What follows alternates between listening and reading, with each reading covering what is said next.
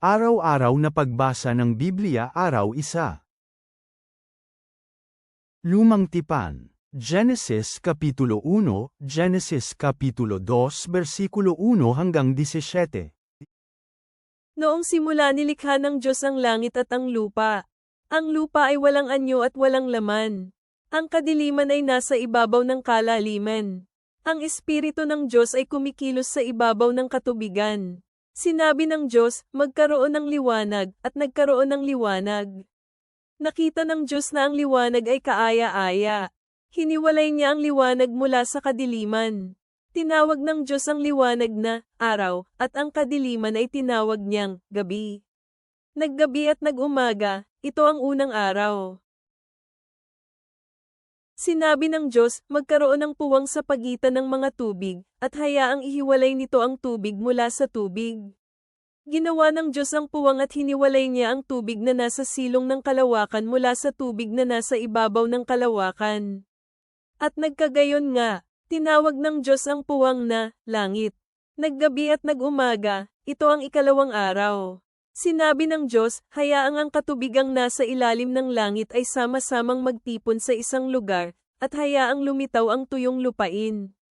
At nagkagayon nga, tinawag ng Diyos ang tuyong lupain na lupa, at ang natipong tubig ay tinawag niyang dagat. Nakita niyang ito ay kaaya-aya. Sinabi ng Diyos, hayaang tumubo ang halaman sa lupa, mga pananim na nagbibigay ng buto at mga namumungang punong kahoy na kung saan ang buto nito'y nasa loob ng kanyang bunga, ayon sa kanyang sariling uri. At nagkagayon nga, tinubuan ng halaman ang lupa, mga pananim na nagbibigay ng buto mula sa kanilang uri, at mga namumungang punong kahoy na taglay nito ang buto, mula sa kanilang uri. Nakita ng Diyos na ito ay kaaya-aya. Naggabi at nagumaga, ito ang ikatlong araw. Sinabi ng Diyos, hayaang magkaroon ng mga liwanag sa langit upang ihiwalay ang araw mula sa gabi. At hayaan silang maging mga palatandaan, para sa mga panahon, para sa mga araw at sa mga taon. Hayaan silang maging mga liwanag sa langit upang magbigay liwanag sa ibabaw ng mundo. At nagkagayon nga. Ginawa ng Diyos ang dalawang malaking mga liwanag, ang mas malaking liwanag upang pamunuan ang araw, at ang mas maliit na liwanag upang pamunuan ang gabi. Ginawa rin niya ang mga bituin. Inilagay sila ng Diyos sa langit upang magbigay liwanag sa ibabaw ng mundo, upang pamunuan ang buong araw at ang buong gabi, at upang ihiwalay ang liwanag sa kadiliman. Nakita ng Diyos na ito ay kaaya-aya. Naggabi at nagumaga, ito ang ikaapat na araw. Sinabi ng Diyos, hayaang mapuno ang katubigan ng lahat ng uri ng buhay na nilalang na ginawa ko, mapuno ang himpapawid ng mga ibong lumilipad sa ibabaw ng lupa. Panipi. Kaya't nilikha ng Diyos ang malalaking nilalang na naninirahan sa dagat, gayon din ang bawat buhay na nilikha ayon sa kanyang uri, mga nilalang na kumikilos at nagkukumpul sa katubigan, at bawat mga ibong may pakpak ayon sa kanyang uri. Nakita ng Diyos na ito ay kaaya-aya. Pinagpala sila ng Diyos, sinasabing, maging mabunga kayo at magpakarami, punuin niyo ang katubigan sa mga dagat. Hayaang dumami ang mga ibon sa mundo. Naggabi at nagumaga, ito ang ikalimang araw.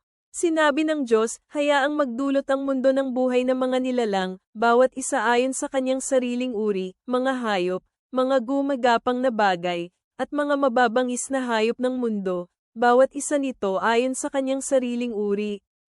Nagkagayon nga, ginawa ng Diyos ang mga mababangis na hayop sa mundo ayon sa kanilang uri, ang mga hayop ayon sa kanilang mga uri, at lahat ng bagay na gumagapang sa ibabaw ng lupa ayon sa kanyang uri. Nakita niya na ito ay kaaya-aya. Sinabi ng Diyos, gawin natin ang tao ayon sa ating wangis, ayon sa ating larawan. Hayaan silang mamahala sa isda sa dagat, sa mga ibon sa langit, sa mga hayop, sa buong mundo, at sa lahat ng gumagapang na bagay na gumagapang sa mundo. Nilikha ng Diyos ang tao ayon sa kanyang sariling wangis. Ayon sa kanyang wangis nilikha niya siya. Lalaki at babae nilikha niya sila. Pinagpala sila ng Diyos at sinabihan silang, maging mabunga kayo, at magpakarami. Punuin niyo ang mundo, at supalan ito. Maging tagapamahala kayo sa isda sa dagat, sa mga ibon sa langit, at sa lahat ng buhay na bagay na kumikilos sa ibabaw ng mundo. Sinabi ng Diyos, tingnan ninyo, ibinigay ko sa inyo ang bawat pananim na nagbibigay ng buto na nasa ibabaw ng buong mundo, at bawat punong kahoy kasama ang bungang may buto sa loob nito. Sila ay magiging pagkain ninyo.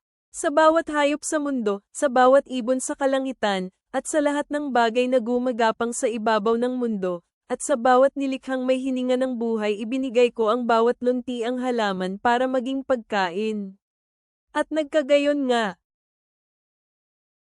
Nakita ng Diyos ang lahat ng bagay na kanyang ginawa. Pagmasdan, ito ay napakabuti. Naggabi at nagumaga, ito ang ika-6 araw. Kaya't ang kalangitan at ang mundo ay natapos, at ang lahat ng buhay na mga bagay na pumuno sa kanila. Sa ika-7 araw dumating ang Diyos sa pagtatapos ng gawain na kanyang ginawa, at siya ay nagpahinga sa ika-7 araw mula sa lahat niyang gawain. Pinagpala ng Diyos ang ika-7 araw at ginawang banal ito, dahil doon siya nagpahinga mula sa lahat ng gawain na kanyang nagawa sa kanyang paglikha. Taang mga kaganapan ukol sa kalangitan at sa mundo, nang sila ay nilikha, sa araw na ginawa ni Yahweh na Diyos ang lupa at ang kalangitan. Wala pang halamang bukid ang nasa mundo, at wala pang pananim ng bukid ang tumutubo, sapagkat hindi pa dinulot ni Yahweh na Diyos na umulan sa ibabaw ng mundo, at walang taong bubungkal ng lupa. Pero umakyat ang hamog mula sa mundo at diniligan ng buong ibabaw ng lupa. Si Yahweh na Diyos ay ginawa ang tao mula sa alabok ng lupa, at hiningahan ang mga butas ng kanyang ilong ng hininga ng buhay, at ang tao ay naging buhay na nilalang. Nagtanim si Yahweh na Diyos ng isang hardin pasilangan, sa Eden, at doon niya inilagay ang taong kanyang nilikha. Mula sa lupa pinatubo ni Yahweh na Diyos ang bawat punong kaaya-aya sa paningin at mabuti para sa pagkain. Kasama rito ang puno ng buhay na nasa gitna ng hardin, at ang puno ng kaalaman ng mabuti at masama. Lumabas ang isang ilog sa Eden para diligan ang hardin. Mula roon ito ay nahati at naging 4 na ilog. Ang pangalan ng unang ilog ay Pishon. Iyon ang umaagos sa buong lupain ng Havilah, kung saan mayroong ginto. Ang ginto sa lupang iyon ay mabuti. Mayroon ding bedelyo at ang batong onis. Ang pangalan ng pangalawang ilog ay Gihon. Ang isang ito ay umaagos sa buong lupain ng Cush. Ang pangalan ng pangatlong ilog ay Tigris, na umaagos sa silangan ng Asher. Ang pang-4 na ilog ay ang Euphrates. Kinuha ni Yahweh na Diyos ang lalaki at inilagay siya sa hardin ng Eden upang trabahuin at alagaan ito. Inutusan ni Yahweh na Diyos ang lalaki, sinasabing, mula sa bawat puno sa hardin ay malaya kang makakakain. Pero mula sa puno ng kaalaman ng mabuti at masama ay hindi ka maaaring kumain, sapagkat sa araw na kumain ka mula roon, ikaw ay tiyak na mamamatay. Inutusan ni Yahweh na Diyos ang lalaki, sinasabing, mula sa bawat puno sa hardin ay malaya kang makakakain. Pero mula sa puno ng kaalaman ng mabuti at masama ay hindi ka maaaring kumain, sapagkat sa araw na kumain ka mula roon, ikaw ay tiyak na mamamatay. Bagong tipan. Matthew 1:1-25. Ito ang aklat ng talaan ng angka ni Jesu Kristo na anak ni David na anak ni Abraham. Si Abraham ang ama ni Isaac at si Isaac ang ama ni Jacob, at si Jacob ang ama ni Judah at ng mga kapatid niya. Si Judah ang ama ni Phares at Zara kay Tamar, si Phares ang ama ni Esram at si Esram ang ama ni Aram. Si Aram ang ama ni Aminadab, si Aminadab ang ama ni Naason, si Naason ang ama ni Salmon. Si Salmon ang ama ni Boaz kay Rahab, si Boaz ang ama ni Obed kay Ruth, si Obed ang ama ni Jesse. Si Jesse ang ama ni David na hari, si David ang ama ni Solomon sa asawa ni Urias. Si Solomon ang ama ni Rehoboam, si Rehoboam ang ama ni Abies, si Abies ang ama ni Asa. Si Asa ang ama ni Josaphat, si Josaphat ang ama ni Joram, si Joram ang ama ni Ozias. Si Ozias ang ama ni Jotam, si Jotam ang ama ni Akas, si Akas ang ama ni Ezekias. Si Ezekias ang ama ni Manases, si Manases ang ama ni Amon, at si Amon ang ama ni Josias. Si Josias ang ama ni Jeconias at ng mga kapatid niya noong panahon ng pagpapatapon sa Babilonya. Pagkatapos ng pagpapatapon sa Babilonya, anak naman ni Jeconias si Salatil. Si Salatil ay ninuno ni Zerubbabel. Si Zerubbabel ang ama ni Abiad, si Abiad ang ama ni Eliakim, at si Eliakim ang ama ni Azor. Si Azor ang ama ni Sadok, si Sadok ang ama ni Akim, at si Akim ang ama ni Eliud. Si Eliud ang ama ni Eleazar, si Eleazar ang ama ni Matan, at si Matan ang ama ni Jacob. Si Jacob ang ama ni Jose na asawa ni Maria na nagsilang kay Jesus, na tinatawag na Kristo.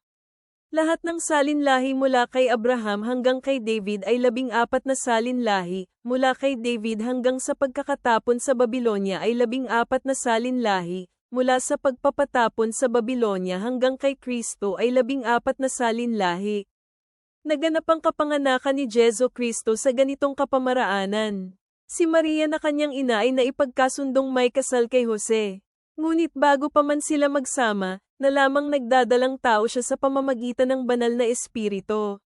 Si Jose na asawa niya ay isang matuwid na tao, ngunit ayaw niyang mapahiya si Maria sa mga tao. Kaya palihim niyang tinapos ang kasunduan niyang magpakasal sa kanya. Habang iniisip ni Jose ang mga bagay na ito, nagpakita sa kanya ang isang anghel ng Panginoon sa panaginip at sinabi, "Jose, anak ni David, huwag kang matakot na pakasalan si Maria dahil ang kanyang pinagbubuntis ay sa banal na espiritu. Isisilang niya ang isang anak na lalaki at papangalanan mo siyang Jesus, sapagkat ililigtas niya ang kanyang mga tao mula sa mga kasalanan nila." Nangyari ang lahat ng ito upang matupad ang mga sinabi ng Panginoon sa pamamagitan ng propeta, na nagsasabi, "Masdan ito, magdadalang tao ang isang birhen at magsisilang ng isang lalaki at tatawagin nilang Emmanuel, na nangangahulugang, kasama natin ang Diyos." Nagising si Jose mula sa kanyang pagkakatulog at ginawa niya ang iniutos ng anghel ng Panginoon sa kanya at kinuha niya si Maria bilang asawa niya. Gayunpaman, hindi niya ito sinipingan hanggang sa isinilang niya ang anak na lalaki. At tinawag niya ang kanyang pangalan na Jesus. Mga awit, Psalm 1:1-6. Mapalad ang taong hindi lumalakad sa payo ng masama, o tumatayo sa daanan kasama ang mga makasalanan, o umuupo sa kapulungan ng mga nangungutya. Pero ang kanyang kagalakan ay nasa batas ni Yahweh, at sa kanyang batas, nagbubulay-bulay siya araw at gabi. Siya ay matutulad sa isang puno na nakatanim malapit sa mga batis ng tubig na namumunga sa panahon nito, na ang mga dahon ay hindi nalalanta, anuman ang kanyang gawin ay sisigana. Ang mga masasama ay hindi katulad nito, sa halip sila ay katulad ng aipa na tinatangay ng hangin. Kaya ang masama ay hindi makatatayo sa paghahatol, maging ang mga makasalanan sa kapulungan ng matuwid. Dahil sinasang-ayunan ni Yahweh ang daanan ng matuwid, pero ang daanan ng masama ay mapupuksa.